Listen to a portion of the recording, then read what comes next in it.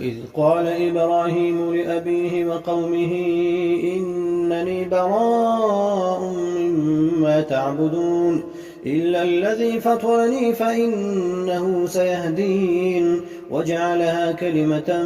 باقية في عقبه لعلهم يرجعون بل متعت هؤلاء وآباءهم حتى جاءهم الحق ورسول مبين